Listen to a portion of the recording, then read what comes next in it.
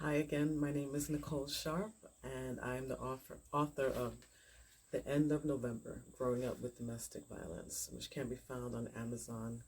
In this book, I speak about my real life experiences with domestic violence.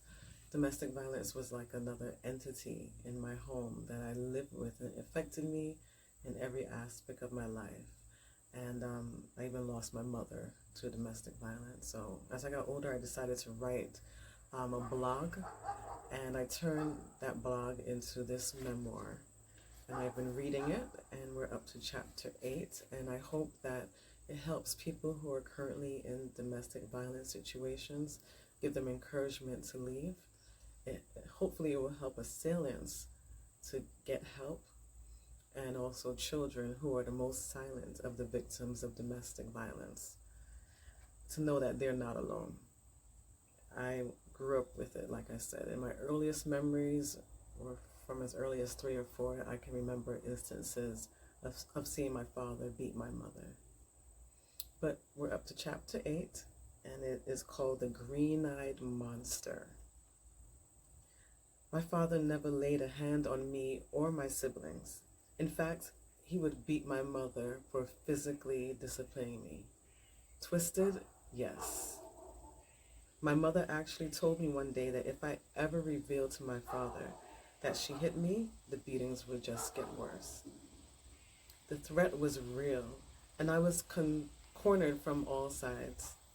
This is why I mentioned in one of my earlier entries that because the family was a dysfunctional one, the roles were all confused.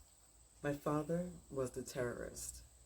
My mother was the crime victim and my assailant at times, and I was a victim and a fly on the wall. I forgive my mother for beating me because she was all screwed up from my father's brainwashing. Don't get me wrong, she did treat me as a loving mother would treat their child for the most part, but sometimes I have to admit that I was her competition. My father would purposefully give me attention that should be given to his wife. He would supply me with innumerable toys. He would take me on tours throughout New York City. He would even take me along with my mother to restaurants every single Valentine's Day. Talk about a third wheel. My mother thought she had no say in the matter. My father would also call my mother derogatory names in front of me, like pig, dumb, dog, stupid, a-hole. Then he would turn around to me with the advice, don't be like your mother, you hear me? My father created a petri dish for jealousy to be bred and fed between the greatest, most natural human bond, in my opinion, that exists. The relationship between a mother and a child. Now I see the situation clearly. He himself was jealous of my mother, period. And he wanted to project this jealousy onto my mother. My mom finished high school in her native country of Barbados, West Indies, which boasted at the time the highest literacy rate in the world. In order to complete your secondary and post-secondary schooling and receive a certificate of completion in the Caribbean, a student would have to pass a highly comprehensive test arranged by the Caribbean Examinations Council, which is fashioned after the British educational system. My mom wanted to get a high school diploma, even though she didn't need one, nonetheless, in the US. I watched her study diligently after work while my father walked around her and called her stupid and other derogatory terms he would conjure up. He even told her she would never pass the test. Never. Well, my mother tuned him out for once and passed those tests. When she told me the good news, I could see the light sparkle in her eyes that I never noticed before. My heart leapt for her. I was so proud. She framed her diploma and hung it on our living room wall with great pride. Every time I passed, I would gaze at it like a work of art in a museum. But, of course, my father took it down and threw it on the ground and told her that he didn't want that piece of garbage in his house.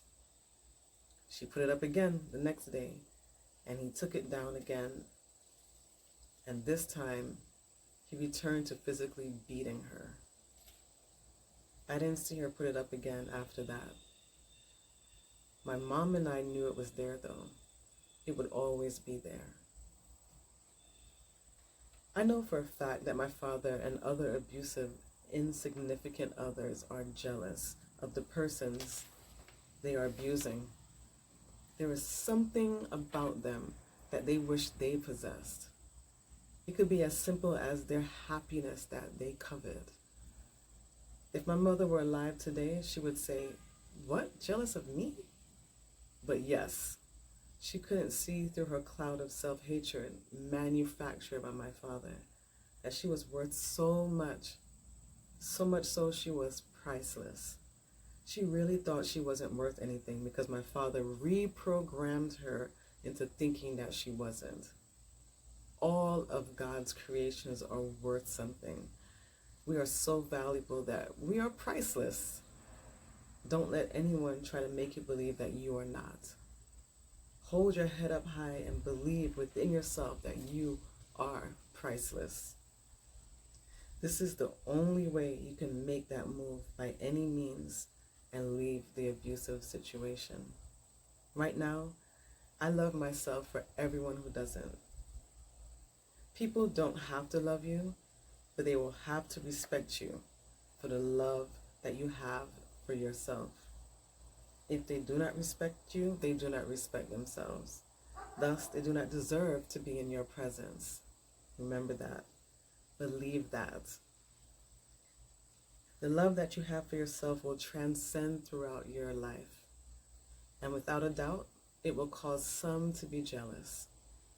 But give them up to their jealousy from a distance, because from my experience, they find ways to try to make you insecure and hate yourself as they do. Misery loves company. And that is so very true. I have met many people that have been jealous of me in different environments as an adult and even as a child. I didn't realize it was jealousy until afterwards, because I looked at myself as, why are you jealous of me? People who didn't know my background were jealous of my happiness. They would say, you have a smile on your face all the time. You're like a princess, without knowing what I've been through in my life. But that happiness comes from knowing that God loves me.